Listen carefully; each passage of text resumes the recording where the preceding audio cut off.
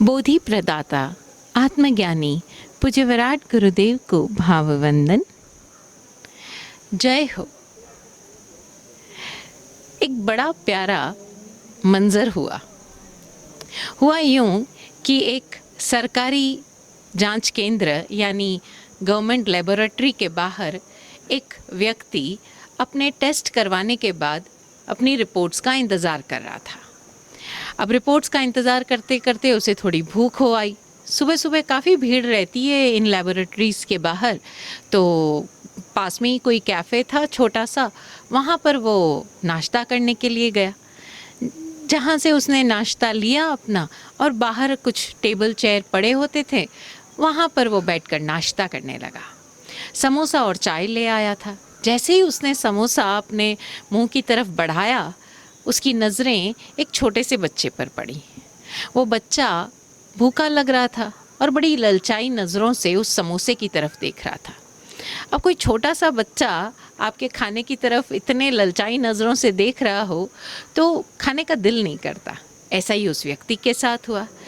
उससे लगा कि चलो आज थोड़ा पुण्य कमा लिया जाए, किसी भूखे को भोजन करवाया जाए। बस ये सोच के वो उस बच्चे के पास गया और पूछा, खाओगे? बच्चे ने कह दिया हाँ। वो भी गया दुकान पर और एक समोसा और एक बिस्किट का पैकेट लाकर उस बच्चे को दे दिया, और बड़ा दिल में खुश हो रहा था कि चलो आज भोजन किसी को करवाने का मौका मिला। ईश्वर बड़ा दयावान है। देखो, हमें ऐसा मौका देता है कि हम पुण्य कमा सके, और आज मेरे निमित्त से एक भूखे को भोजन मिल गया, उसकी मदद हो पाई। ऐसा पुण्य का अवसर मुझे मिला। वाह, मैं कितना पुण्यशाली हूँ, कितना सौभाग्यशाली हूँ। सोच सोच कर खुश हो रहा था और अपना नाश्ता करने की कोशिश कर रहा था। जैसे ही उसने चाय का घूंट भरना चाहा, उसने कनखियों से देखा कि उस बच्चे की माँ उस बच्चे के पास आ गई, और अब तक वो बच्चा अपना वो समोसा पूरी तरह खा चुका था। तो हल्की सी मुस्कुराहट के साथ उसने अपना नाश्ता जारी रखा। लेकिन अचानक ही उसकी माँ के, उस छोटे से बच्चे की माँ की ज़ोर ज़ोर से चिल्लाने की आवाज़ें आने लगी। उसने बड़ी चौंक कर उस तरफ देखा तो देखा वो बहुत ज़ोर से गुस्सा कर रही थी, गालियाँ दे रही थी। उसे लगा किसी और को दे रही होगी, क्योंकि मन में तो वो व्यक्ति यही समझ रहा था कि मैंने तो उसकी मदद की है, अभी आकर उसकी माँ मुझे धन्यवाद कहेगी। लेकिन यहाँ तो मामला ही कुछ उल्टा है। खैर, उसने अपने कान लगाए उस तरफ, तो पता चला माँ उस व्यक्ति को गालियाँ दे रही थी जिसने उसके बच्चे को समोसा और वो बिस्किट का पैकेट दिया। बड़ा चौंका, भलाई का तो ज़माना ही नहीं रहा। देखो, मैंने तो उसके बच्चे को भोजन खिलाया और वो औरत है कि गालियाँ दे रही है। वो उसको जवाब देने के लिए कुछ सोच ही रहा था कि तभी उसकी माँ की आवाज़ उसके कानों में पड़ी। है कौन वो? बताओ मुझे, कौन है वो व्यक्ति जिसने मेरे बच्चे को ये समोसा और बिस्किट मेरी इजाज़त के बगैर खिलाए?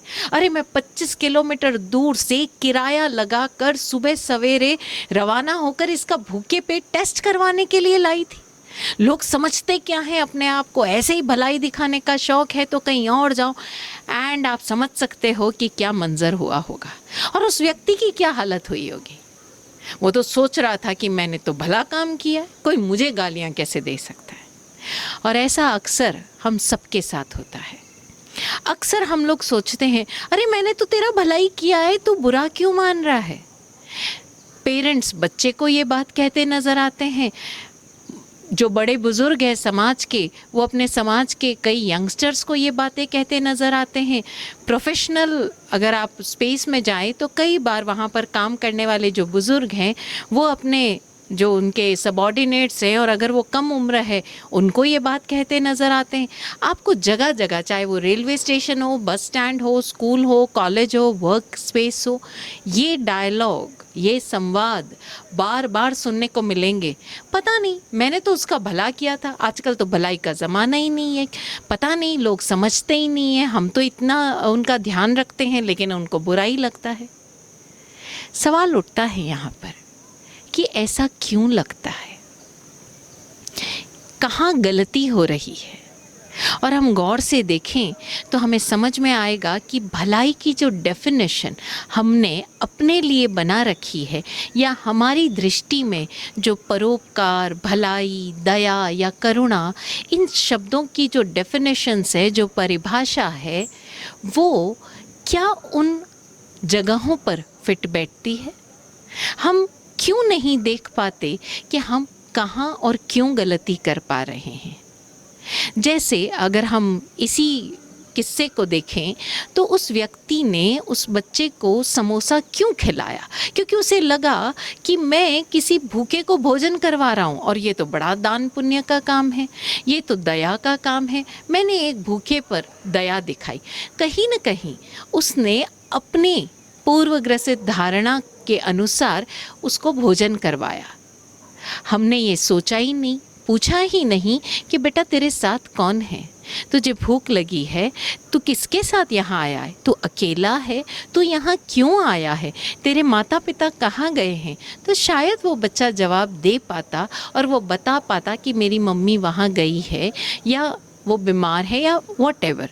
लेकिन हम बिना सोचे समझे अपने तथाकथित बिलीफ सिस्टम के काम किए चले जाते हैं, और यही कारण है कि हम सोचते हैं हमने अच्छा किया, लेकिन वो सामने वाले के मापदंडों पर खरा नहीं उतरता। तो ऐसे में हम क्या करें? हम जानें कि हम कहाँ चूक कर रहे हैं, कहाँ गलती कर रहे हैं। इन सारे ही सवालों का जो जवाब है वो मात्र एक शब्द है, जिसे जैन दर्शन में बार बार जगह जगह पर उपयोग में लाया गया और समझाया गया, और वो है प्रमाद। प्रकर्ष रूप से जो मद है, अब ज़रा देखें ये मद कैसा है। ये मद हमारी मान्यताओं का है, ये मद हमारी लालच का है, पुण्य करने का लालच, भला करने का लालच, दूसरों की नज़रों में स्वयं को ऊंचा उठाने का लालच। और ये मद कई कई प्रकार का है। ये नशा जो है वही है जो हमें बेहोश कर देता है और हम अपनी गलतियां देख ही नहीं पाते। कई बार तो ऐसा हो जाता है कि हमें लगता है आजकल तो भलाई का ज़माना ही नहीं है, हम तो किसी का भला करने जाते हैं और बुराई हमारे सर आ जाती है। और इस पर लोग बड़े बड़े प्रवचन दे डालते हैं, व्याख्यान दे डालते हैं कि आजकल भलाई का ज़माना नहीं रहा। लेकिन ज़रा रुक कर हम चेक ही नहीं करते कि ये स्थिति क्यों कर खड़ी हुई। ये स्थिति सिर्फ एक कारण से खड़ी हुई, और वो है प्रमाद। हमने बेहोशी में अपनी ही धारणाओं से ग्रसित होकर अपनी ही मानसिकता के अनुसार काम कर लिए, और जब काम कर ही लिए तो सामने वाले को समझ ही नहीं आया कि वो काम क्यों किए। उसे समझ तो तब आएगा जब वो कार्य उसको कहीं न कहीं कोई न कोई लाभ देगा। लेकिन आपका और सामने वाले का जो लाभ की डेफिनेशन है, प्रॉफिट की डेफिनेशन है, वो एक ही हो, ज़रूरी तो नहीं। फॉर एग्ज़ाम्पल, जैसे घर में कई बार बच्चा अपने चाचा के पास जाता है, बुआ के पास जाता है, अपने किसी बड़े कज़न के पास कि दीदी प्लीज़ मेरा ये प्रोजेक्ट करवा दो, या चाचा प्लीज़ मम्मी देखो ना मेरा प्रोजेक्ट ये नहीं करवा रही, कल मुझे सबमिट करना है, आप प्लीज़ मेरा ये प्रोजेक्ट करवा दो। और वो चाचा बड़े आराम से उसकी हेल्प करता है, मदद करता है, और वो प्रोजेक्ट करवा देता है। और बाद में उसे अपनी भाभी की डांट सुनने को मिलती है। वो भाभी उसे डांट लगाती है कि तुम्हें किसने कहा था ये प्रोजेक्ट करवाने को। वो व्यक्ति सोचता है मैंने तो बच्चे की मदद की, आप क्यों बुरा मान रही हो, आप क्यों गुस्सा कर रही हो, आखिर मेरा दोष ही क्या है। अब बात इतनी बढ़ जाती है कि दोनों में अबोला तक हो जाता है, और उसे समझ नहीं आता कि भाभी अपने ईगो में मेरी हेल्प नहीं लेना चाहती, जबकि हकीकत ये थी कि उस माँ ने बच्चे से कहा था कि बेटा ये प्रोजेक्ट तुम खुद करो, मैं तुम्हारी मदद नहीं करूँगी। Now you are grown up, तुम्हें पता होना चाहिए कि तुम्हें अपनी टीचर के सामने क्या प्रेजेंट करना है। और यही कारण था कि माँ ने मदद नहीं की, क्योंकि वो बच्चे को इंडिपेंडेंट बनाना चाहती थी। वो बच्चे को अपनी दृष्टि से उस सब्जेक्ट को देखना सिखाना चाहती थी। लेकिन चाचा ने बिना माँ की से पूछे, बिना बच्चे से ये पूछे कि माँ ने क्यों मना किया, उस बच्चे की मदद कर डाली। अब बच्चे की मदद एक बार हुई, माँ को पता नहीं कि चाचा ने से बच्चे ने क्या कहा, दोनों ही अपने अपने मद में लड़ाई कर बैठते हैं। अबोला हो जाता है, परिवार में ब्रेक हो जाता है, दो फैमिलीज टूट जाती है अपने। और इसी तरह से ना सिर्फ दो लोगों के बीच में, कई बार दो फैमिलीज़ के बीच में लड़ाई झगड़े हो जाते हैं, दो मित्रों के बीच में हो जाते हैं, एक टीचर और एक स्टूडेंट के बीच में, क्योंकि स्टूडेंट को लगता है टीचर तो हर समय मुझे कोसता रहता है, टीचर हर समय मुझे ही पॉइंट आउट करता रहता है। अगर वो अपना ये हर्ट फीलिंग या अपना ये ईगो छोड़कर टीचर से जाकर पूछे, आपने ऐसा क्यों कहा, ऐसा किस लिए कहा, तो शायद टीचर उसे समझा पाए। लेकिन हम सब अपने अपने प्रमाद के चश्मे पहनकर सिचुएशंस को, लोगों को, घटनाओं को, इमोशंस को देखते हैं। और यही कारण है कि हम रोज़ाना अपने जीवन में गांठें बनाते जाते हैं और ये ग्रंथियाँ इतने गहरे हमारे अंतर्मन तक बैठ जाती है कि हमारी पूरी की पूरी आइडेंटिटी को, पर्सनालिटी को, हमारे व्यक्तित्व को लील जाती है, उसको संकुचित कर देती है। और ये मनुष्य जन्म जो हमें प्राप्त हुआ है, उसके चरम लक्ष्य तक पहुँचने में हमारी यात्रा को बाधित कर देती है। महावीर वाणी यहाँ कहती है, ऐसी सिचुएशंस में हम एक संकल्प लें। क्या संकल्प? अब तक जो मैंने किया है पूर्व में प्रमादवश, वो मैं अब नहीं करूँगा। अब तक जो मैंने प्रमादवश किया है, अब कैसे पता चले कि प्रमाद क्या है? तो प्रतिपल जो गलतियाँ हमसे बार बार रिपीट हो रही है, बजाय हम दूसरों को दोष दें, क्यों हमको ही बार बार धोखा मिल रहा है, क्यों हमको ही बार बार सुनने को मिल रहा है, क्यों बार बार हमको ही लॉसेस हो रहे हैं, क्यों बार बार लोग हमसे टूट रहे हैं, क्यों हमारे दोस्त नहीं बन रहे हैं, क्यों सभी व्यक्ति हमसे नाराज़ रहते हैं। ये सारे क्यों का जवाब आपको तब मिलेगा जब हम स्वयं को, अपने प्रमाद को देख पाएंगे। और इस प्रमाद को देखने के लिए खुद को निष्पक्ष होकर देखना होगा। और जैसे ही हम अपने प्रमाद को जान पाएं, एकमात्र छोटा सा संकल्प लेना है। कैसा संकल्प? कि अब तक जो भी मैंने अपने इस प्रमाद के नशे में डूब कर किया है, वो मैं अब नहीं करूँगा, उसे अपने जीवन से विदा कर दूँगा। और देखिए तो ये जीवन कितना दुर्लभ है, हम कितनी योनियों में भटके हैं, 84 लाख योनियों में, तब जाकर ये दुर्लभ मनुष्य जन्म मिला है। और इसका अर्थ क्या? कि मुक्ति इसी जन्म से संभव है और हमें ये मुक्ति का सोपान मिला है और हम इसे गवा रहे हैं। और गवाने का कारण क्या? मात्र हमारा प्रमाद, हमारा अज्ञान। तो हम अपने प्रमाद को जानने का प्रयास करें। और जैसे ही हम जान पाते हैं, और इस प्रमाद को जानने में गुरुवाणी, वीरवाणी, हमारे आसपास जो हमारे बुज़ुर्ग लोग हैं, उनके अनुभव हमारी मदद करते हैं। एक बड़ा प्यारा किस्सा है, बात कई सालों पुरानी है। तब जब गुरु अपने शिष्यों को पढ़ाते समय कई बार छड़ी का भी इस्तेमाल करते थे। तो लगभग 8वीं 9वीं कक्षा में थे ये सारे बच्चे, और उन बच्चों में एक बच्चा था जो बड़ा शरारती था। बच्चे का नाम वीनू था। बड़ा शरारती बच्चा था और था बहुत इंटेलिजेंट, कक्षा में हमेशा प्रथम, हर क्रिएटिव एक्टिविटी में वो फर्स्ट, लेकिन था बड़ा शरारती। शरारतों में भी वो प्रथम रहता था। अब विशेषकर एक जो उनके टीचर थे, देशमुख सर, उनके क्लास में तो मानो सारे बच्चों को छूट ही मिल जाती थी। इतनी शरारतें, इतनी बदमाशियाँ कि सर तंग आ जाते। तो एक दिन देशमुख सर ने क्या किया कि एक छड़ी लाए और जिन बच्चों ने बदमाशी की उन सबको खड़ा करके उस बेंत से सबके हाथ पर पिटाई की। अब आप समझ सकते हो, बच्चों की बेत से पिटाई होगी तो दर्द तो होगा ही। खैर, बच्चों की बेत से पिटाई हुई, लेकिन बच्चे तो बच्चे थे, पिटाई का मार तो सह गए, लेकिन और नहीं, अंदर ही अंदर एक, कहते हैं, चालबाजी सूझ गई। क्या? एक नई शरारत कि सर की ये छड़ी गायब कर देते हैं। अब सर तो वो छड़ी क्लास में रखी हुई अलमारी में लॉक करके चले गए। खैर, सभी बच्चों ने प्रोग्राम बनाया और अगेन, जैसा कि सबसे शरारती और सबसे इंटेलिजेंट बच्चा वीनू था, तो उस वीनू को ये कार्य सौंप दिया गया कि भाई तुम एक काम करो, तुम ये छड़ी गायब कर दो। वीनू ने बड़े ध्यान से उस ताले को देखा। इतना इंटेलिजेंट था कि एक बार देखने पर उसकी तस्वीर उसके दिमाग में छप गई।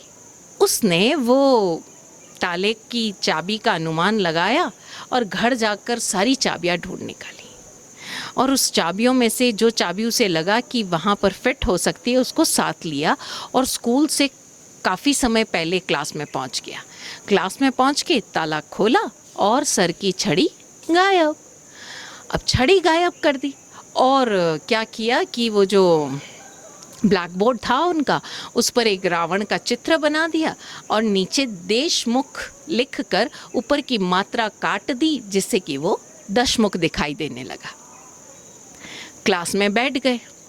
अब ऑब्वियसली आप समझ सकते हो कि क्लास में घुसते ही वो चित्र देखकर सर का पारा कैसा चढ़ा होगा। उनको कहीं न कहीं अंदाज़ा था।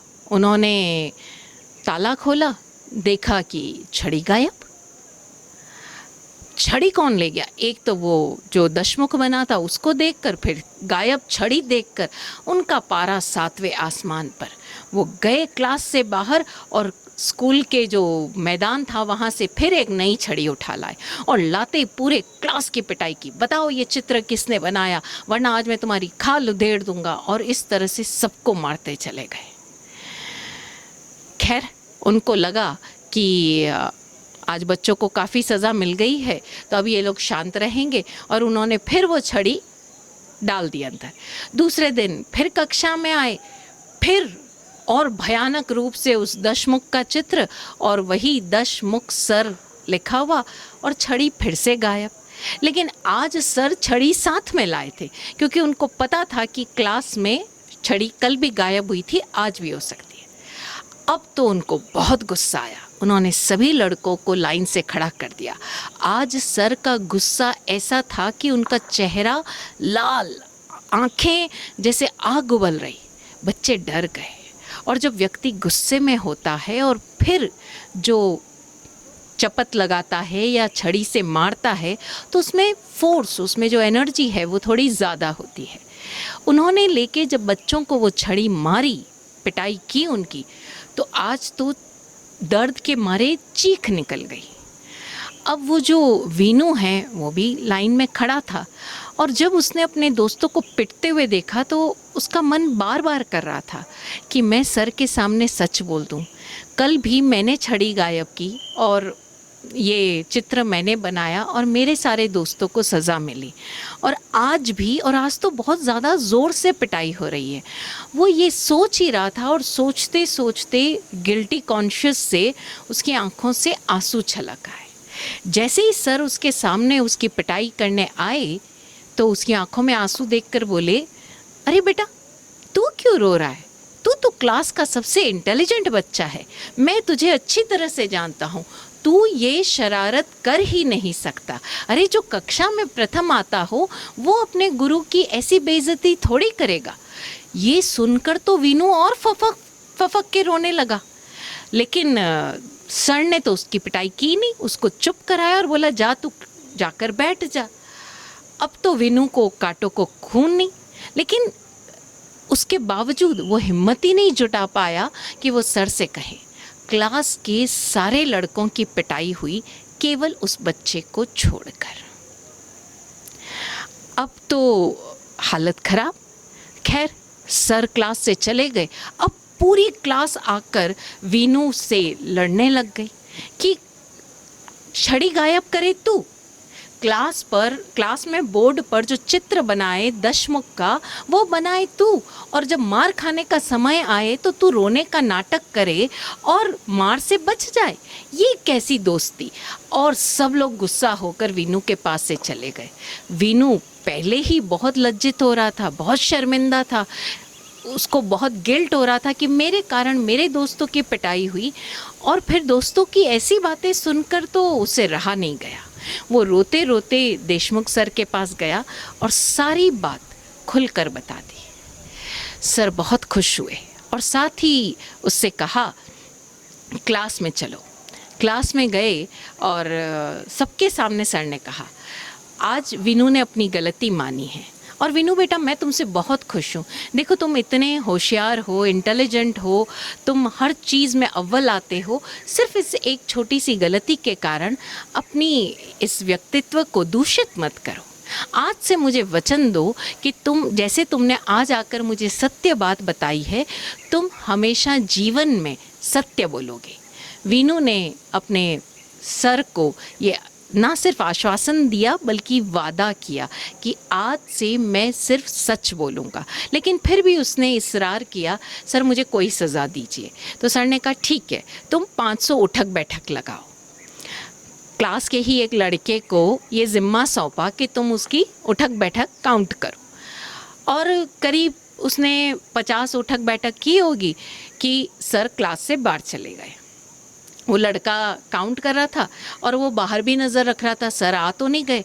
चूँकि वीनू से सब प्यार तो करते ही थे, तो उस लड़के ने क्या किया, गलती जो गिनती वो बोल रहा था ना, वो गलत बोली। जैसे 140, 150, 160 करके 200 पर आ गया, फिर 201, 202 करके इस तरह स्किप करते हुए जैसे ही सर आए वो गिनती गिन रहा था, 490, 491, 492 और सर 500 हो गए। तो सर ने कहा ठीक है, 500 उठक बैठक पूरे हो गए, जाओ वीनू जाकर अपनी सीट पर बैठो। लेकिन वीनू अपने मन में काउंटिंग कर रहा था। उसने 141, 142, 143 ऐसा कहते हुए बीच में रुका और सर से कहा, सर मेरा दोस्त मुझे बहुत प्यार करता है और इसीलिए उसने मेरे लिए झूठ बोला, लेकिन मैं जानता हूँ अभी मेरे मात्र 145 उठक बैठक हुए हैं, अभी बाकी है, मैं पूरे करूँगा और फिर ही बैठूँगा। ये सुनते ही सर उसके पास स्वयं उठकर गए और बोला, वीनू तुम्हारी सज़ा पूरी हुई।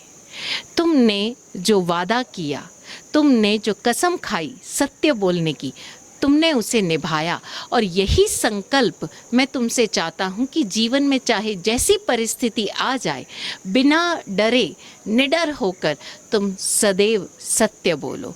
सत्य बोलने से बहुत सारी बाधाएं अपने आप ही विदा हो जाती है। ये वीनू का ये संकल्प उसे विनोबा भावे बना गया। जी हाँ, हम सब विनोबा भावे के नाम से परिचित हैं और इस देश के लिए किए गए उनके कार्यों से हम आज भी वाकिफ़ हैं। संकल्प क्या था? सत्य बोलना।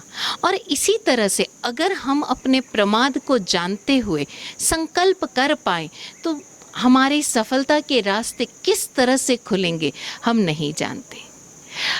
महावीर वाणी हमें ये संकेत दे रही है, हमें प्रेरणा दे रही है कि हम जीवन में उस रास्ते पर आगे बढ़ें जहां हम अपने प्रमाद को जानकर उसे दूर कर पाएं।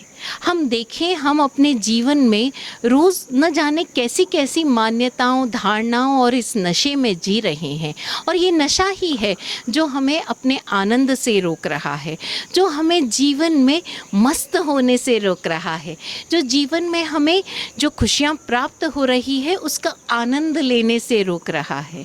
हम न जाने किन किन प्रमादों में उलझे हुए अपने जीवन के चरम लक्ष्य को देख ही नहीं पा रहे। और जब देख ही नहीं पा रहे तो चलेंगे कैसे? मात्र एक कार्य करना है, एक छोटा सा होमवर्क हम आज कर सकते हैं ना। जो जो गलतियां हम डेली रिपीट करते हैं, रोज़ाना होती है, अब वो रोज़ाना क्यों हो रही है? क्योंकि हम जान नहीं पा रहे हैं उसके पीछे का रूट कॉज क्या है। आज एक काम करें, है ना, इस वीडियो के ख़त्म होने पर एक पेन और एक पेपर लें और उस पर लिखें सिर्फ एक गलती। सारी गलतियां एक साथ लिखने की ज़रूरत नहीं है, वरना शायद खुद ही ग्लानि से भर जाओगे, हाय मैं इतनी गलतियां करता हूँ।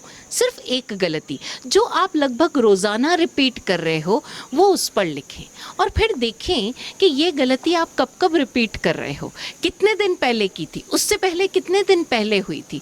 और फिर उसके बाद ये नोट डाउन करें कि इस गलती के करते वक्त या ये गलती जब आपसे हो रही है उसके पीछे आपके विचार क्या होते हैं, उसके पीछे आपकी सोच क्या है, उसके पीछे आपके भाव क्या है, वो नोट डाउन करें और फिर उसके बाद भरपूर संकल्प शक्ति से अपना वो संकल्प दोहराएं कि अब मैं इस प्रमाद को जान गया हूँ और इसलिए मैं ये गलती दोबारा नहीं करूँगा।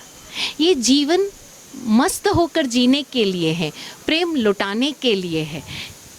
ये जीवन हम किन चीज़ों में बर्बाद कर रहे हैं।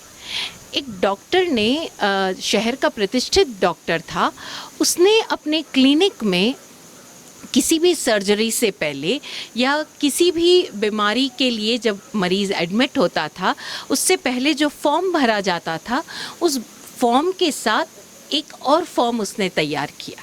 वो डॉक्टर शहर का प्रतिष्ठित डॉक्टर था। यहाँ तक उसकी रेपुटेशन थी कि चाहे जैसी लाइलाज बीमारी हो, लेकिन अगर इस डॉक्टर के पास आ गए तो मरीज़ निश्चित रूप से ठीक होकर जाएगा। वो एडमिशन फॉर्म के साथ दूसरा फॉर्म क्या था पता है?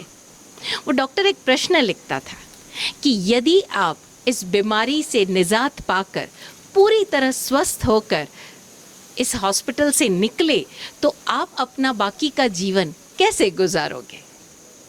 और मरीज़ लिखते उसमें, मैं बाकी का जीवन सिर्फ मुस्कुराने में बिताऊंगा। कुछ लिखते कि मैं बाकी का जीवन किसी सबको मुस्कुराने में, मतलब सबको मुस्कुराहट देने में बिताऊंगा। तो कुछ लिखते कि मैं कभी किसी को दुख नहीं पहुंचाऊंगा। कुछ लिखते कि मैं अपने माता पिता की सेवा करूंगा। कुछ लिखते कि मैं अपने बच्चों के साथ समय व्यतीत करूंगा। और इसी तरह से सब लोग ऐसा कुछ लिखते, जैसे कि मैं इस दुनिया का भ्रमण करने जाऊंगा, प्रभु की बनाई हुई इस दुनिया को मैं बहुत सद्भावों के साथ जीना चाहूँगा, प्रकृति के साथ जीना चाहूँगा और इसी तरह से सारी बातें। वो डॉक्टर कहता है कि किसी ने उस फॉर्म में कभी नहीं लिखा कि अगर मैं यहाँ से ठीक होकर निकला तो मैं अपने उस फलां दुश्मन से बदला लूँगा, या मैं अपने उस दुश्मन का जीना हराम कर दूँगा, या मैं बाकी का जीवन पूरी तरह से व्यस्त हो जाऊँगा धन कमाने में, या कि मैं अपनी कंपनी को टॉप 10 में पहुंचाने के लिए दिन रात एक कर दूंगा। किसी ने नहीं लिखा। या मैं अपने दम पर अपने परिवारजनों के बिना भी इस जीवन को जी कर दिखाऊंगा, ऐसा किसी ने नहीं लिखा। तो जब भी वो मरीज़ पूरी तरह स्वस्थ हो जाता, जब वो निकल रहा होता, वो डॉक्टर वापस वो पर्चा उन्हें पकड़ाता और कहता कि याद रखना, लेकिन जाते जाते भाई एक सवाल का जवाब देते जाओ। सबसे कहता वो, अब तक तुमने ये जो सब कुछ नहीं किया और तुम ये सोच रहे हो कि यहाँ से जाने के बाद तुम ये सब कुछ करोगे, ज़रूर करना, लेकिन मुझे एक सवाल का जवाब दो, अब तक ये सब करने से तुम्हें किसने रोका? और शायद ही कोई मरीज़ इस बात का जवाब दे पाता।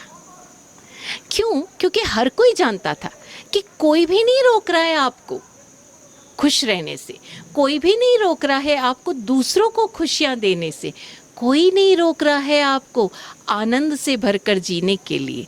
रोक कौन रहा है? आप स्वयं। और क्यों रोक रहे हो? क्योंकि हम प्रमाद में हैं, नशे में हैं, बेहोशी में हैं। तो क्या हम अपनी ये बेहोशी छोड़ सकते हैं? बिल्कुल छोड़ सकते हैं। ज़रूरत है सिर्फ जानने की। जैसे ही हम जान गए वो अपने आप ही छूट जाएगी। और हाँ, ये संकल्प दोहराना ना भूलें कि अब तक मैंने जो भी किया है पूर्व में प्रमादवश, अब से मैं उसे नहीं करूँगा। मात्र इतना संकल्प, और हम अपने जीवन को आनंद से जी पाएंगे। सद्गुरुदेव की कृपा से ऐसा ही हो। ओम शांति। जय हो।